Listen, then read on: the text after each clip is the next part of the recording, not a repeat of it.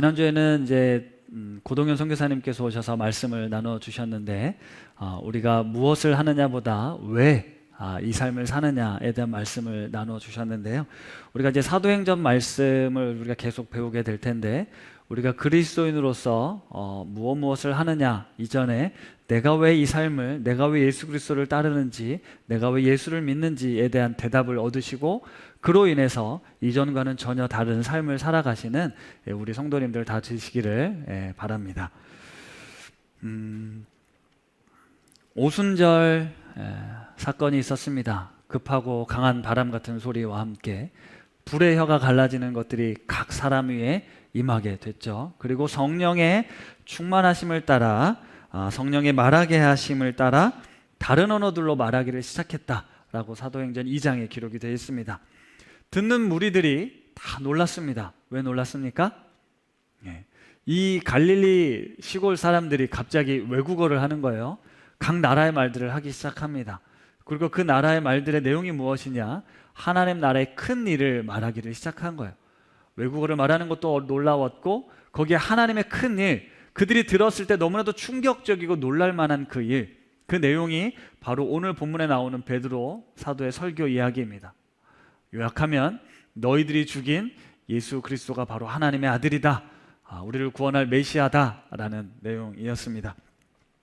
베드로가 열한 사도와 함께 소리를 높여 말하기 시작합니다. 제3시 오전 9시입니다. 우리는 술 취한 것이 아니다. 이거는 성령님이 우리 가운데 임하셔서 요엘 선지자가 예언했던 그때 그 예언이 지금 성취되고 있는 거다. 자녀들이 예언하고 젊은이들이 환상을 보고 늙은이들이 꿈을 꾸는 것, 이 사건이 요엘 선지자가 예언했던 그 사건이 오늘 이곳에 지금 성취되었다라는 걸 베드로 사도가 이제 설명하고 있는 겁니다. 요엘 예언서에는 그 후에 이런 일이 일어날 것이다 라고 이야기했는데 오늘 베드로 사도는 말세에 이런 일이 일어날 것이다 라고 이야기를 하면서 지금이 바로 말세다라고 이야기를 합니다. 여러분, 말세 많이 들어보셨죠? 말세는 언제인가요? 먼 훗날 지진이 나며 하늘이 어두워지는 그때인가요? 신학적으로, 성경적으로 말세는 예수 그리스도가 부활하시고 승천하셔서 다시 오시는 그때를 말세라고 합니다. 물론 이제 그때는 곧 오실 거라고 기대했지만 지연된 종말론에 따라 2000년이 넘는 시간 동안 아직 예수님이 다시 오시진 않았어요. 하지만 그 기간 모두가 바로 말세라는 겁니다. 시간에 대한 개념은 늘 말씀드리지만 우리의 이 시간과 하나님의 시간은 많이 다르죠. 우리는 매우 긴 시간을 보내고 있는 것 같지만 하나님께는 찰나일 수 있습니다. 따라서 우리는 지금 말세를 살아가고 있는데 이 말세가 성령 강림 사건을 통해 이제 시작되었다라고 베드로는 이야기를 하고 있는 겁니다. 그러면서 이 말세라는 때에 약속된 대로 하나님께서 내 영을 모든 육체에게 부어주시겠다라고 말씀하신 사건이 이제 시작이 되었다라는 겁니다. 그리고 내 영을 모든 육체에게 부어줄 때 나타나는 일이 무엇이냐면 자녀들이 예언을 하고 청년들이 환상을 보고 늙은이들이 꿈을 꾸는 일들이라는 겁니다. 당시만 해도 예언, 환상 이런 것들은 아주 특별한 사람들에게만 주어지는 것이라고 생각을 했습니다. 구약에 이미 그런 사건들이 많이 있었죠. 그런데 마지막 때, 이 말세라는 때에는 어떤 일이 일어난다고요? 모든 사람에게 부어진다라는 거예요. 성별, 나이, 신분, 사회적 계층의 구분 없이 모든 사람에게 내 영을 부어주시겠다라고 말씀하셨습니다. 이게 매우 중요합니다. 목사라는 사람, 여기 목사라고 특별히 훈련받고 여기 여러분들에게 말씀을 전하는 저에게만 하나님의 영이 임하고 제가 예언을 하고 특별한 은사를 바라는 것이 아니라 여기 있는 우리 모두에게 하나님의 영을 부어주시겠다라고 말씀하고 있는 겁니다. 우리가 1500년대 그 종교개혁을 통해서 어떤 변화가 있었냐면 성직자들만 제사장이 아니라 특별한 것이 아니라 모든 사람이 다 하나님과 교통할 수 있다. 이 만인 제사장설이 나왔습니다. 굉장히 큰 변화입니다. 그 중에 대표적인 변화가 바로 하나님의 말씀을 그 누구도 모든 사람도 읽을 수 있고 묵상할 수 있고 해석할 수 있고 말할 수 있게 되었다는 겁니다. 그전까지는 그럴 수 없었어요. 성직자들에 의해서만 하나님의 말씀을 읽을 수 있었고 해석하고 전할 수 있었지만 이제 모든 사람이 모든 사람의 언어로 그 말씀을 읽게 되었습니다. 이걸 만인 제사장이라고 하는데 이 요엘서, 이 성령 강림 사건을 통해 만인 예언자가 된 것입니다. 우리도 하나님의 말씀을 전하는 사람이 되었다라는 거예요. 예언자, 예언을 한다. 이것에 대해서 다시 한번 말씀을 드리겠습니다. 예언이란 무엇입니까? 먼 미래의 일을 맞추는 일입니까? 그렇게 예언하는 사람들이 있죠. 대표적인 예언자들이 있으니까요.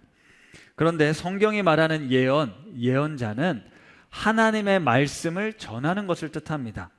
여기에 예언은 맡길 예자와 말씀 언자를 써서 하나님의 말씀을 맡겼다. 그래서 예언자들은 하나님께서 내게 주신 말씀을 그대로 전하는 겁니다.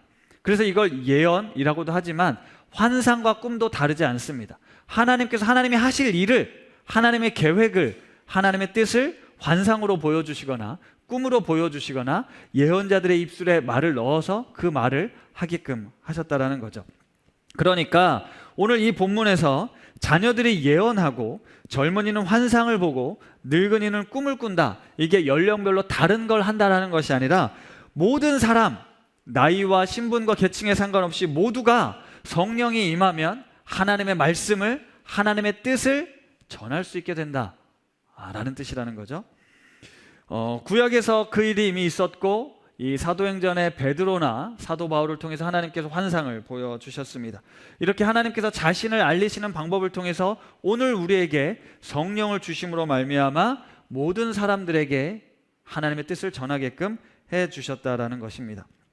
18절에도 보면 남종과 여종에게 내가 부어주실 것이다. 신분적으로 사회적으로 아주 보잘것없는 사람에게도 내 영을 부어주셔서 그들이 예언할 것이다, 하나님의 뜻을 대언하게 할 것이다 라고 말씀하셨던 것입니다.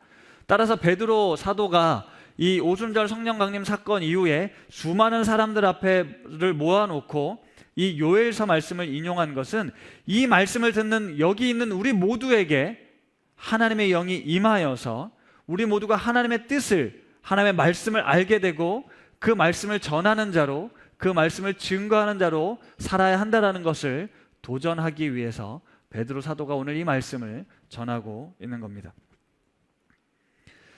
올해 우리가 사도행전 말씀을 살펴보면서 우리 2월 첫째 주잖아요. 계속 성령에 대해서 많이 듣고 있습니다.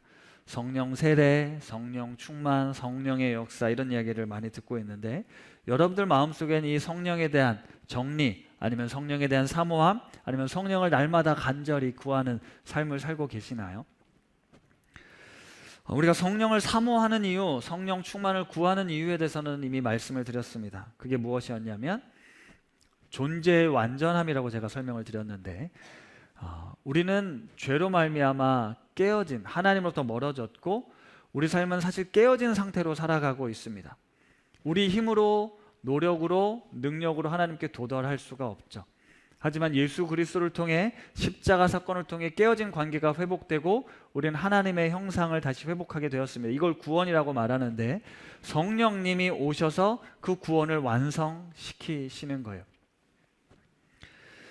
하나님의 형상대로 창조된 우리의 그 원래 모습을 회복하고 우리 개인만 회복하는 것이 아니라 우리 공동체가, 우리 사회가 하나님 나라의 샬롬을 회복하는 것, 그래서 하나님의 능력, 성령의 능력이 우리의 관계를 회복하는 능력이다 라고 말씀을 드렸습니다. 그리고 오순절 성령 강림 사건을 통해 다른 나라의 말을 통해서 하나님 나라의 큰 일을 전했다라고 하는 것이 무엇입니까? 예수 그리스도를 통해 우리가 다시 구원받을 수 있다, 우리가 다시 하나가 될 수 있다. 바벨탑 사건을 통해 온 인류를 지면으로 흩었던 하나님께서 성령 강림 사건을 통해 우리를 다시 모으신다, 하나님의 백성으로 삼아주신다. 네, 이것이 이 오순절 성령 강림 사건을 통해 하나님이 이루어 가시는 하나님의 놀라운 계획입니다. 따라서 이 말씀은 어떤 특별한 사도들, 제자들에 의해서가 아니라 말세의 모든 사람에게 부어주시는 하나님의 영으로 말미암아 저와 여러분들이 그 삶을 살아내야 한다라는 것이죠. 이것이 하나님의 뜻입니다. 그리고 이들이 단순히 하나님을 증거하는 것을 넘어서 삶으로, 그들의 삶으로, 생명을 걸음으로 하나님을 증거했는데, 이것이 이제 앞으로 우리가 사도행전 말씀을 통해 배울 내용인데요. 오늘은 주의 이름을 부르는 자는 이라는 제목으로 말씀을 나누는데 21절에 나오는 이 구절을 인용한 말씀입니다. 베드로가 선포한 이 담대한 이 하나님 나라의 말씀이 21절 누구든지 주의 이름을 부르는 자는 구원을 받으리라. 왜? 예수 그리스도가 어떤 분이신지, 그분이 누구신지, 어떤 일을 행하셨는지, 그분이 하나님의 아들이었다라는 걸 증거하고 그것을 믿을 때 구원을 얻게 된다라고 이야기를 하고 있는 거죠. 놀랍게도 이 설교를 듣게 된 사람들, 설교 이후에 세례를 받고 예수를 주라 고백하는 신도의 수가 무려 3,000명이나 되는 놀라운 역사가 일어났죠. 그런데 오늘 생각해 보고자 하는 이 말씀, 누구든지 주의 이름을 부르면 구원을 받는다. 너무너무 좋은 말씀입니다. 귀한 말씀입니다. 복음이죠. 누구든지 주의 이름을 부르기만 하면 구원을 받게 됩니다. 여기서 말하는 주의 이름, 주님은 누구십니까? 여기서 말하는 주는 누군가요? 예수님이십니다. 모르는 거 아니시죠? 네.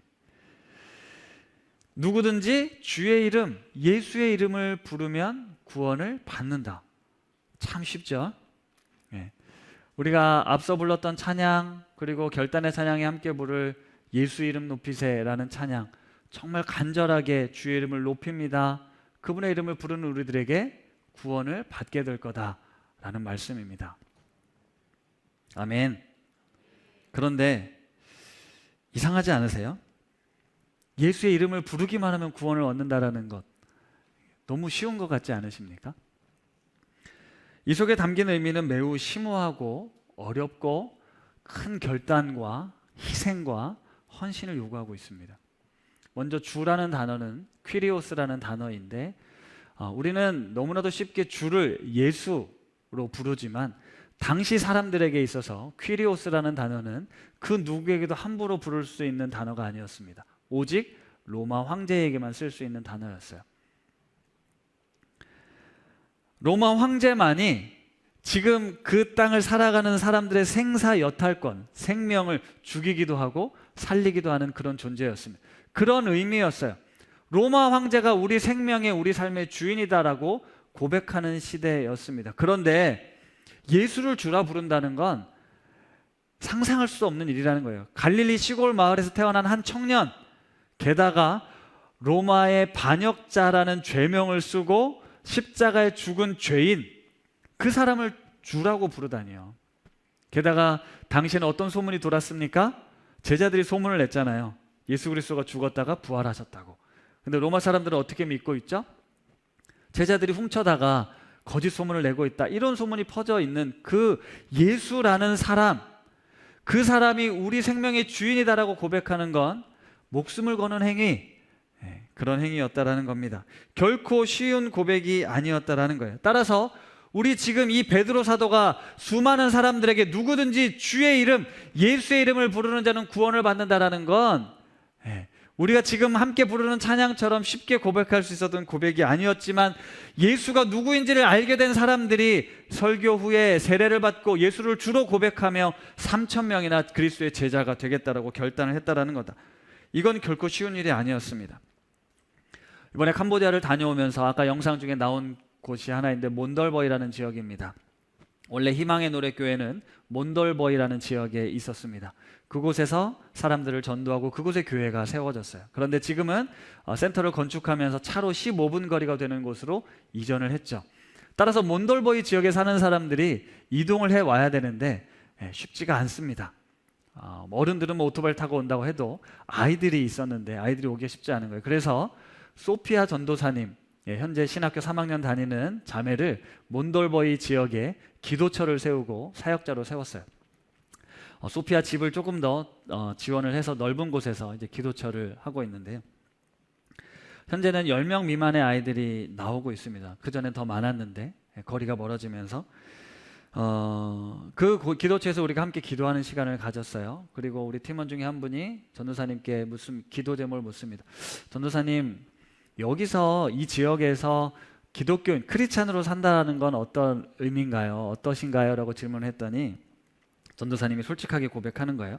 어렵습니다. 먼저는 가족들이 싫어합니다.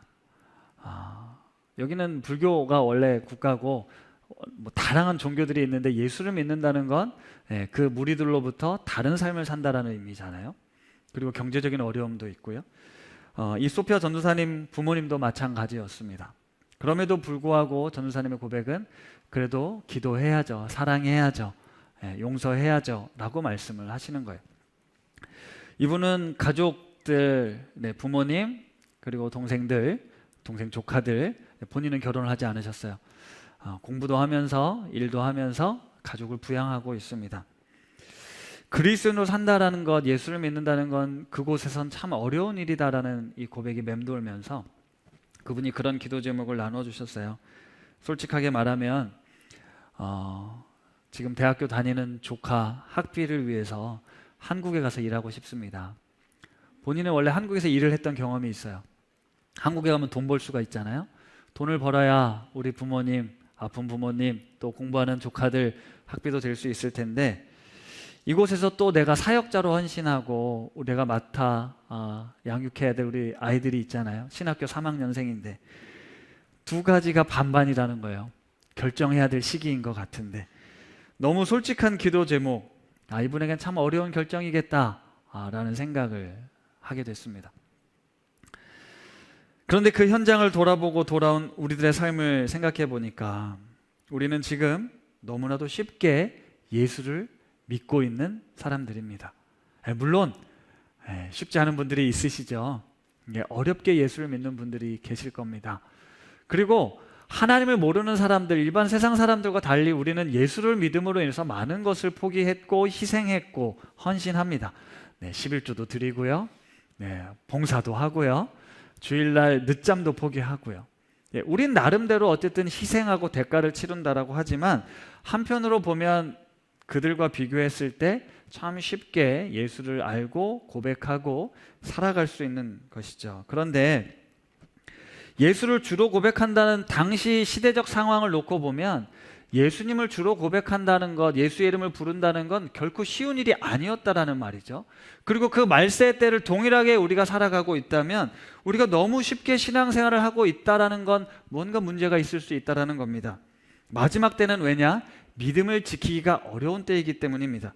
따라서 우리가 너무 괴롭고 힘들고 아프고 힘겹다, 그게 어쩌면 정상일 수 있습니다. 예수 믿는 게 너무 쉽고 너무 즐겁고 행복하다, 한 번쯤 다시 생각해 볼 필요가 있다는 거죠. 아까도 말씀드린 그 말세, 성경엔 말세에 대한 여러 가지 기록들이 나오는데요, 로마서에 보면 사람들이 하나님을 마음에 두기 싫어한다라고 되어 있습니다.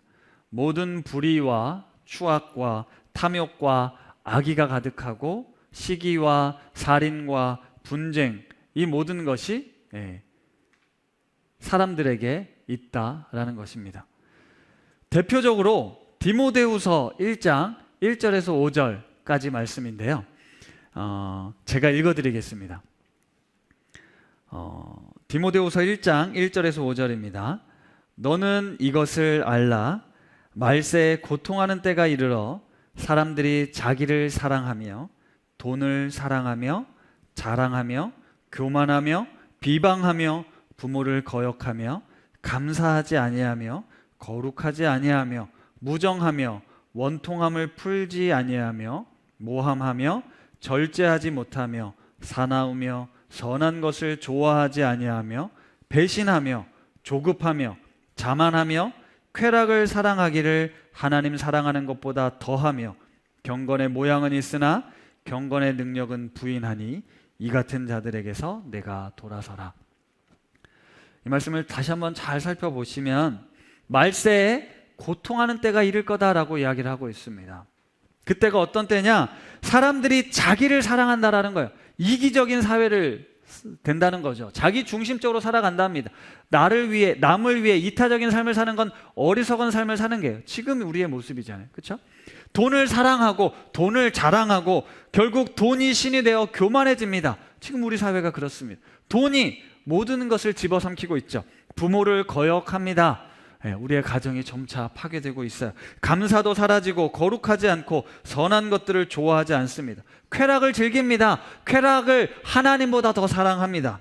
경건의 모양은 있지만 경건의 능력은 부인한다. 이게 지금 우리를 향한 말씀이라는 거예요. 말세를 살아가는 우리들의 모습이 바로 이와 같다라는 겁니다. 이 세상이 마땅히 그러하고 우리는 그 세상 속에서 그리스도인으로 살아간다라는 거예요. 이게 바로 주의 이름을 부르는 행위입니다. 그들과 같지 않고 그들과 동화되지 않고 그들과 섞이지 않고 예수 그리스도만이 내 삶의 주인이십니다라고 고백하며 살아가는 그 그리스도인, 그것이 참된 그리스도인이라는 거예요. 이 말세 때 이것과 반대 정신으로 살아가는 것, 이것을 바로 높은 뜻이라고 부를 수도 있고 하나님이 주인 되시는 삶, 하나님의 식과 법을 따르는 삶이라고 이야기할 수도 있습니다. 그것이 우리 일상에서, 우리 가정에서 바로 돈이 주인이 아니라 예수 그리스도가 주인이십니다라고 고백하는 삶이라는 거예요. 돈에 의해 마음과 영혼을 빼앗기는 삶이 아니라 주님을 내 안에 모심으로 내 영혼이 흔들리지 않고 평안하며 세상을 이길 수 있다라는 것이죠. 그런데 어떠신가요? 올해 금리가 인상이 돼서 힘드시죠? 네. 우리 아이들 키우면서 어려운 점이 많으시지 않습니까? 건강과 관련된 문제가 찾아오면 우린 또 괴롭습니다. 이 세상을 살아가는 데 있어서 우리는 참 많은 부분에서 휘둘립니다. 영향을 받습니다. 신앙적으로 말이죠. 우리는 권력 앞에 무너질 때가 있고요. 이 경제 논리에 지배당하는 세상 속에서 우리는 때때로 패배자인 것처럼 살아갑니다. 그런데 성경에서 말하는 이 오순절 성령 강림을 통해 예언을 하고 꿈을 꾸고 환상을 보는 사람들의 삶은 예수 그리스도가 지금 이 땅의 진정한 구원자이구나, 우리의 생명의 주인이시구나라는 걸 고백하면서 그것들을 뛰어넘는 삶을 살게 된다는 거예요. 이것은 우리가 그냥 10년, 20년, 30년, 50년, 60년 교회를 다닌다고 자연스럽게 생기는 것이 아니라 성령께서 우리 가운데 임하실 때, 성령으로 충만하게 될 때 비로소 그런 삶을 살 수 있게 된다라는 것입니다. 고린도전서 12장 3절 말씀인데요, 이 말씀 같이 한 목소리로 한번 읽어보도록 하겠습니다. 시작.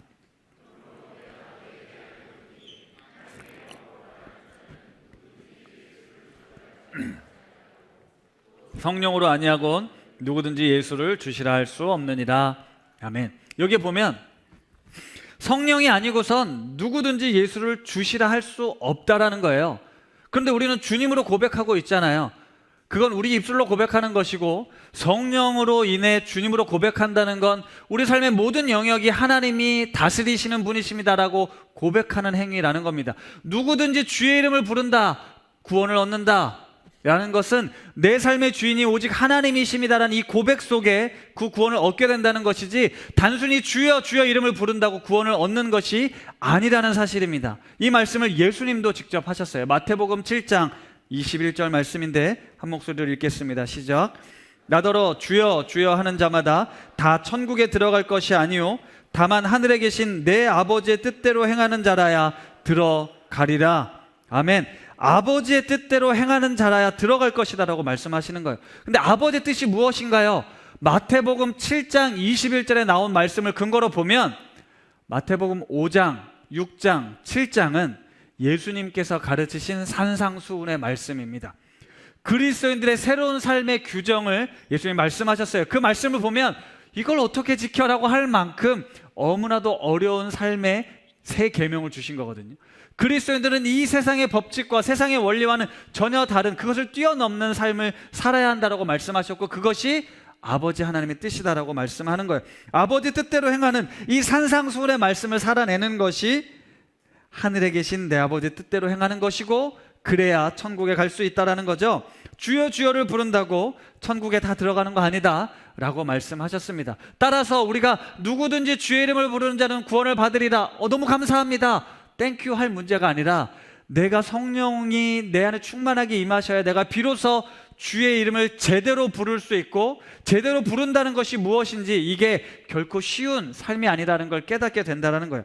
저는 어렵게 주님을 위해 우리의 삶을 드리면 좋을 것 같습니다. 편안하게 안락하게 신앙생활을 하는 것이 아니라 조금 더 치열하게 어렵게 살았으면 좋겠습니다. 내 삶이 좀 고되고 힘들고 어렵습니다. 가족들에게 복음을 전하는 게 어렵고 직장에서 그리스도인으로 사는 게 어렵습니다. 그게 당연한 삶이라는 거예요. 그 삶을 우리 주님께서 말씀하시는 거예요. 우리는 점점 더 예수를 주라 고백하기 어려운 시대를 살고 있습니다. 기독교가 욕을 먹고 있고요. 그리스도인들 목사의 신뢰도는 땅에 떨어진 시대, 이때가 비로소 우리가 말세를 사는 시대이고, 비로소 우리가 그리스도인다운 삶을 보여줄 수 있는, 살아낼 수 있는 절호의 기회라는 거죠.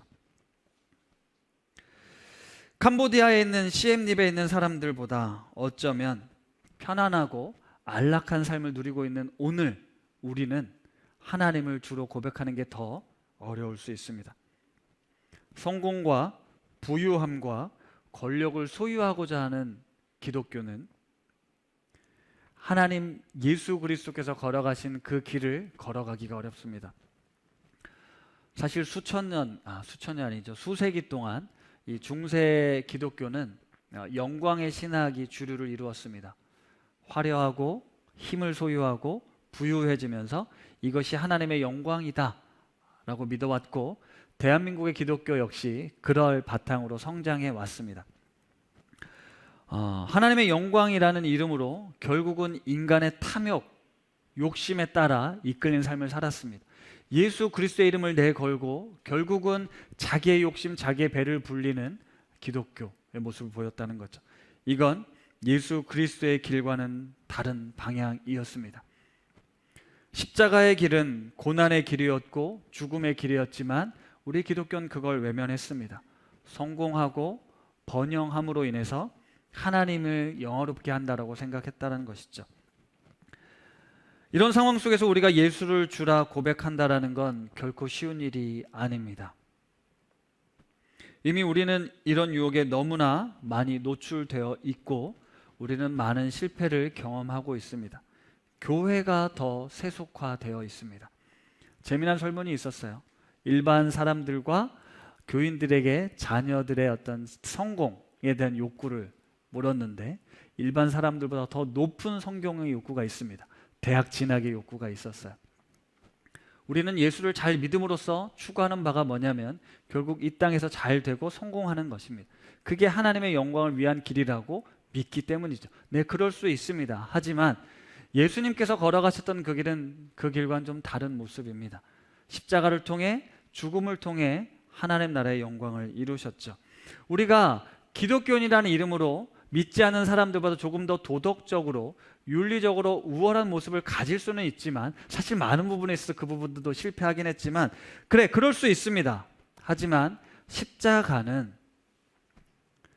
우리를 조금 더 나은 삶을 살도록 하는 것이 아니라 완전히 거듭난 새로운 삶을 살게 하는 것입니다. 내가 죽고 예수로 사는 삶, 예수 그리스도가 그리스도인이라면 마땅히 이런 삶을 살아야 한다라고 가르쳤던 그 산상수훈의 말씀을 살아내는 삶, 그것이 바로 하나님의 식과 법을 살아내는 것이죠. 우리가 그 삶을 살기가 어려운 것이 당연하다라고요. 그게 말세 때 나타나는 모습이기 때문에. 하지만 그 말세 때 우리가 그리스도인의 능력, 경건의 능력을 나타내기 위해 우리는 성령을 사모하고 성령의 능력으로 그 사명을 감당해야 한다는 것입니다. 우리의 신앙이 세상적인 것, 돈에 의해, 권력에 의해, 건강에 의해, 우리 자녀들의 문제로 인해 좌지우지되는 것이 아니라 그 모든 것을 넘어 예수 그리스도만이 우리 삶의 복이 되시고 능력이 되시고 힘이 되셔서 너희가 세상을 이기었다, 담대하라, 내가 세상을 이겼노라 말씀하신 예수 그리스도의 말씀을 붙들고 세상에서 이기는 믿음이 아니라 세상을 이겨내는 믿음, 그 믿음을 우리에게 주시겠다라고 약속하신 거예요.